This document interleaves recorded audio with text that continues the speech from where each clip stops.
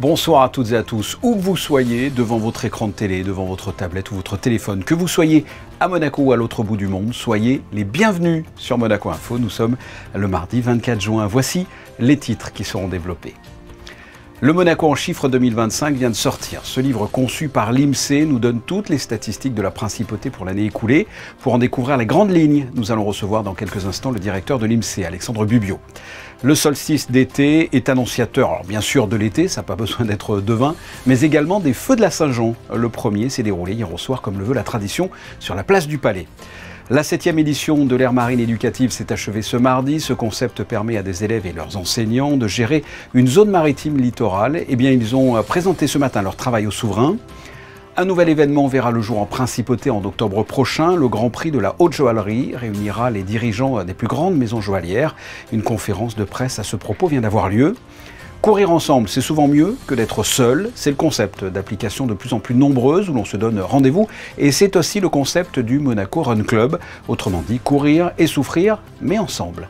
Et enfin, nous irons à l'espace 22 situé au boulevard d'Italie pour découvrir une nouvelle exposition entre peinture et photographie autour de la thématique de la femme. Comme je viens de le dire dans ce sommaire, le Monaco en chiffres 2025 vient de sortir. Il est élaboré chaque année par l'INSEE, l'Institut monégasque de la statistique et des études économiques.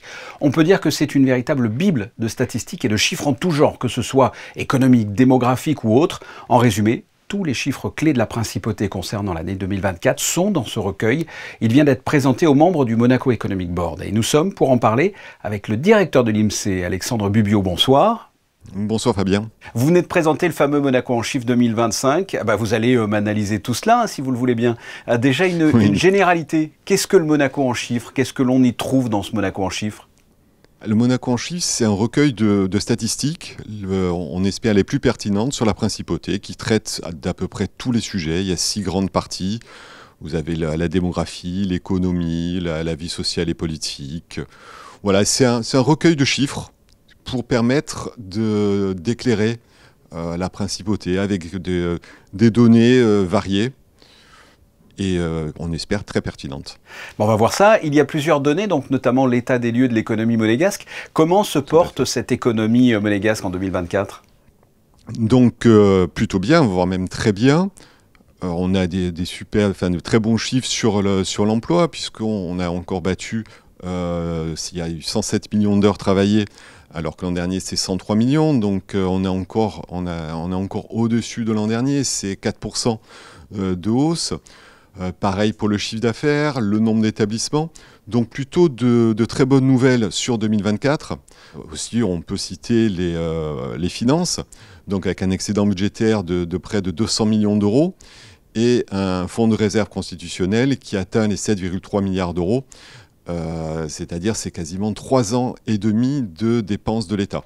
Il y a des secteurs d'activité qui s'en sortent mieux que d'autres, ou à l'inverse, des secteurs où c'est plus compliqué? Il y a toujours des secteurs qui bénéficient de conjonctures économiques favorables. Là, depuis quelques années, notamment le secteur des activités scientifiques et techniques administratives et de soutien, je sais que c'est un terme un peu barbare, mais on retrouve à l'intérieur de ce grand secteur les activités de conseil aux entreprises. Et on retrouve également tout ce qui est intérim, parce qu'il faut savoir que l'intérim, vous n'êtes pas compté dans le secteur où vous faites votre mission, mais dans le secteur de la boîte d'intérim, qui est ces fameuses activités scientifiques.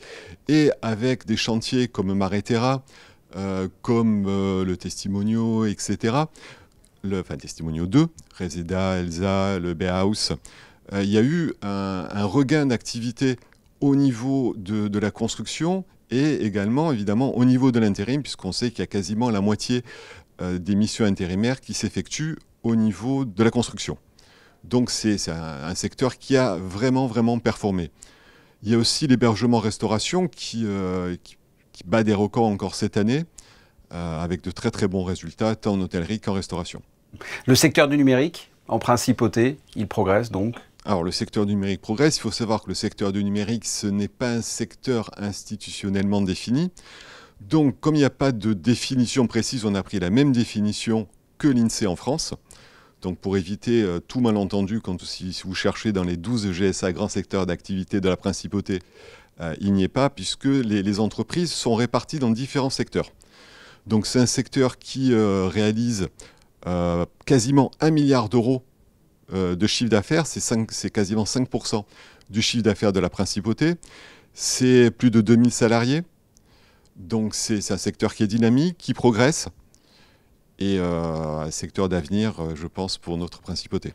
Vous avez dit 2000 salariés dans le secteur du numérique. Vous avez des chiffres concernant l'emploi en principauté également, et peut-être un comparatif par rapport à l'année précédente?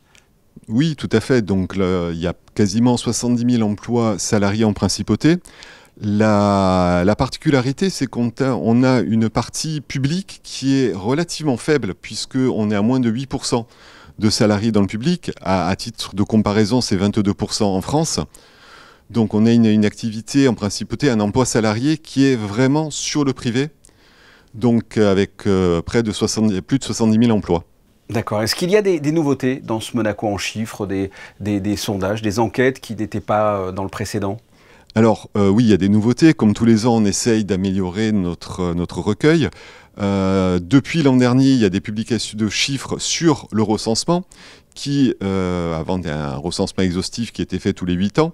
Maintenant, il est fait tous les ans basé sur les registres. Et pour la première fois cette année, vous allez avoir des chiffres très complets sur le recensement à la fois des personnes, mais aussi des logements, la population résidente par quartier, le nombre et la répartition par quartier des logements domaniaux, d'où viennent les nouveaux résidents, les nationalités, les âges.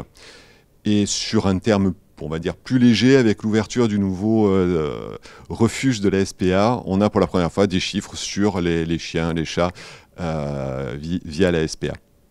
Pour finir, est-ce que l'on connaît les tendances économiques du premier trimestre 2025 ou c'est trop tôt pour en parler?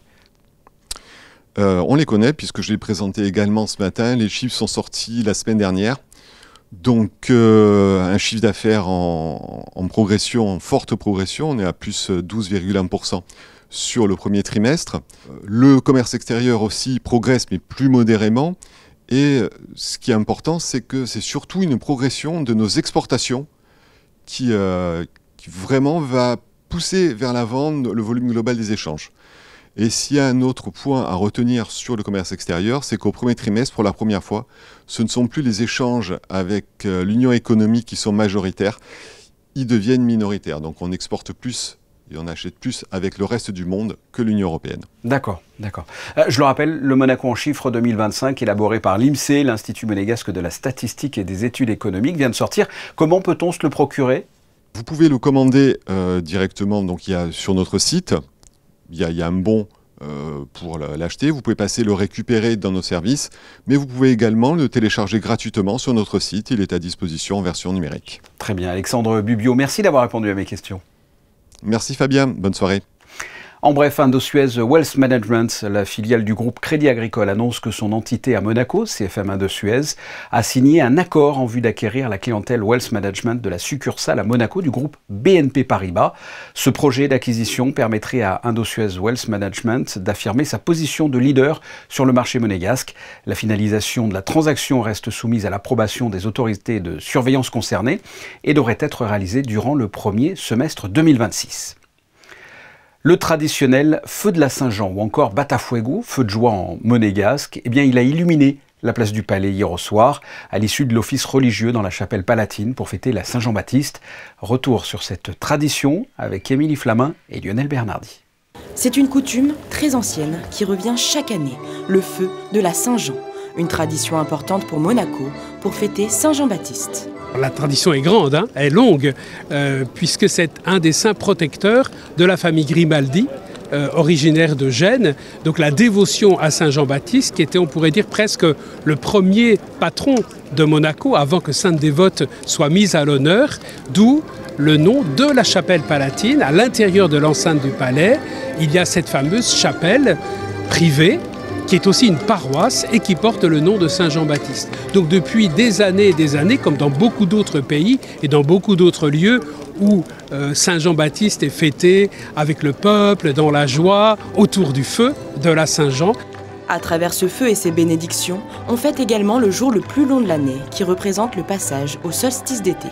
plus précisément sur la place du Palais, parce que la chapelle palatine est dédiée à Saint-Jean-Baptiste. Donc évidemment qu'il fallait commencer par là, les festivités de l'été. Et à l'époque, c'était un petit peu plus festif, entre guillemets, puisqu'il y avait peut-être moins d'événements en principauté, et les gens se rassemblaient, faisaient la fête, dansaient, comme l'a fait la Palladienne, très joliment d'ailleurs, et tout le monde était content de se retrouver pour commencer l'été tous ensemble. Ce mardi 24 juin, c'est la place des Moulins qui s'illuminera et qui fêtera à son tour la Saint-Jean. Et nous y serons également. Les enfants de 7e de la Principauté sont venus présenter le résultat d'une année de travail, une conférence autour de l'aire marine éducative créée en 2018 par l'association Monégasque pour la protection de la nature. Et cette année, leur fil conducteur était mieux connaître pour mieux protéger. Une belle façon de clore cette année. Reportage de Marie Bonnet-Blanc et Hugo Comassa. Parler des océans, ils savent le faire. Ils se sont transformés en petits scientifiques toute l'année. Cette classe a mené de vraies expériences pour comprendre et aider les écosystèmes marins. Mieux connaître pour mieux protéger et donc se renseigner sur les espèces de poissons, sur leur habitat, sur comment ils vivent. On a fait des maquettes de récifs artificiels. Même si on était des enfants, on pouvait quand même agir contre certaines choses et qu'on pouvait rendre le monde meilleur. Le congrès des océans s'est déroulé il y a quelques semaines, organisé par les Nations Unies. Malheureusement, ils n'ont pas pu y participer, alors il était important pour eux de présenter cette conférence des enfants unis. Il fallait parler de tout ce qu'on avait fait tout au long de l'année, donc de l'AME et de toutes les choses qu'on avait apprises sous forme de pièces de théâtre et de chansons aussi.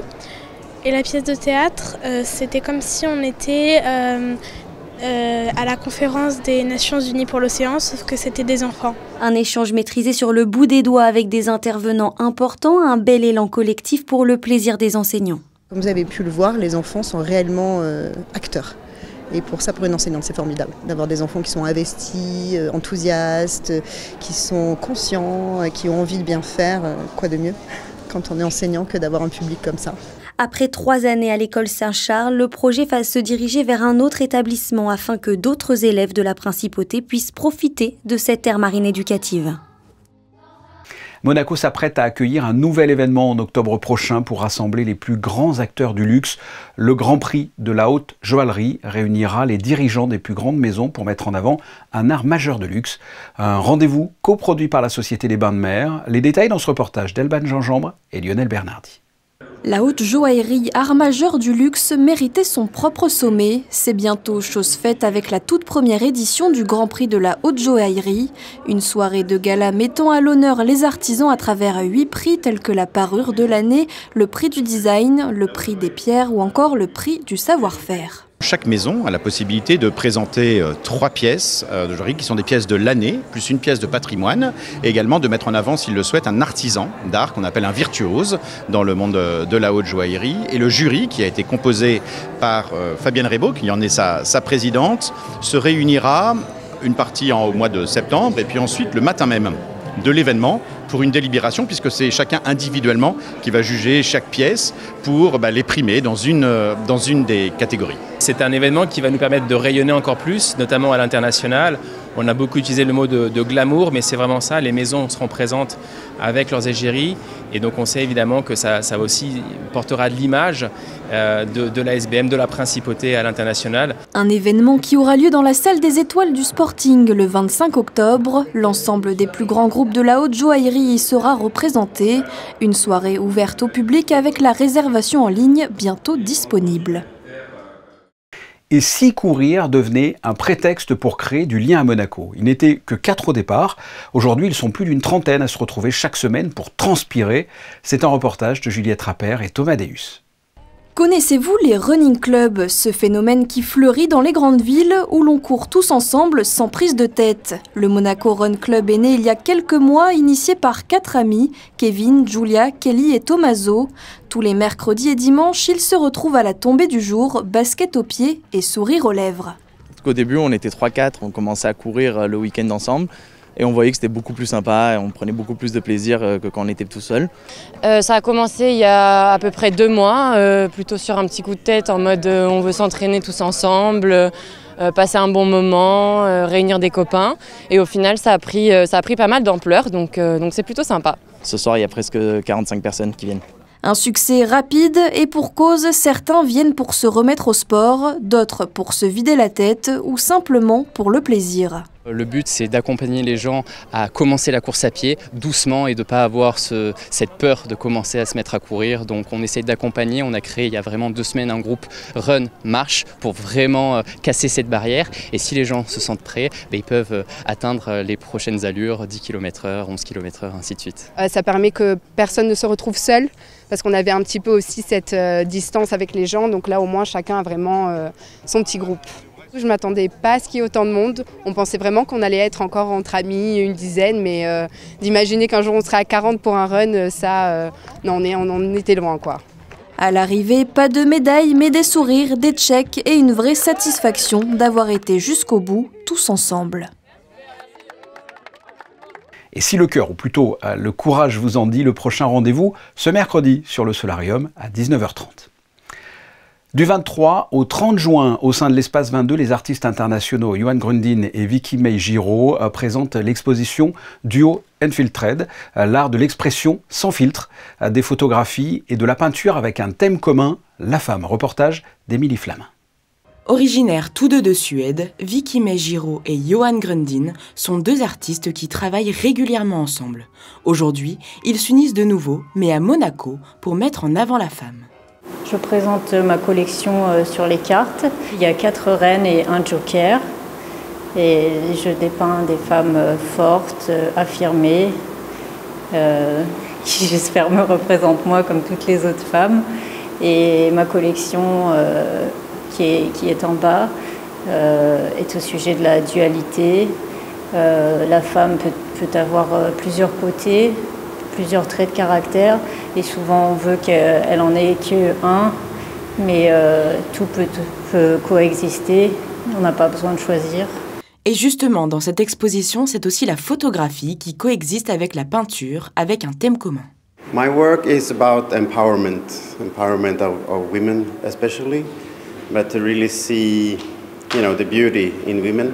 And also, I dress pretty dark, but my brain is actually colorful. So I get my artistic vision out from my photography. I did a lot of nature before and other things, but I get kind of bored. So this is what I found for 4 years ago approximately. Une exposition sur 2 étages que vous pourrez découvrir jusqu'au lundi 30 juin. Les photos de fin de journal de Manuel Vitali sont consacrées au feu de la Saint-Jean sur la place du Palais. Nous vous en avons parlé dans cette édition. Juste après ces photos, la météo présentée aujourd'hui par Théo Chemer. Ce journal est terminé. Je vous souhaite de passer une excellente soirée. On se retrouve demain, même lieu, même heure. En attendant, portez-vous bien. À demain.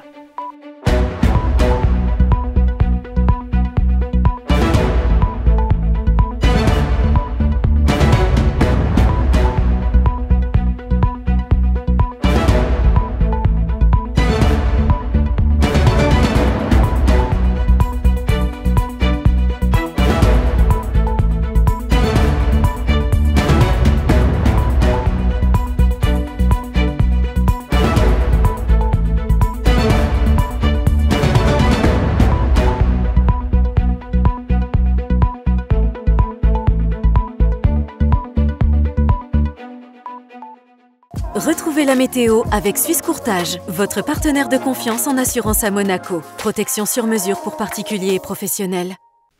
Bonsoir à tous, des conditions météo encore un peu mitigées pour votre journée de demain, bien que très douce. La matinée sera nuageuse en principauté, mais le ciel se dégagera progressivement l'après-midi avec le retour d'un grand et beau soleil. Les températures, elles, ne bougeront pas beaucoup, avec 25 degrés le matin et jusqu'à 27 degrés au plus fort de la journée. Demain, ce sera la Saint Prosper du nom de Prosper d'Aquitaine, cet écrivain et théologien gallo-romain qui fut disciple du célèbre philosophe chrétien Saint Augustin et qui passa une bonne partie de sa vie à diffuser sa pensée en Occident, permettant ainsi à l'histoire chrétienne médiévale de prendre forme. Voilà pour l'anecdote historique. Excellente soirée avec nous. C'était la météo avec Suisse Courtage, votre partenaire de confiance en assurance à Monaco. Protection sur mesure pour particuliers et professionnels.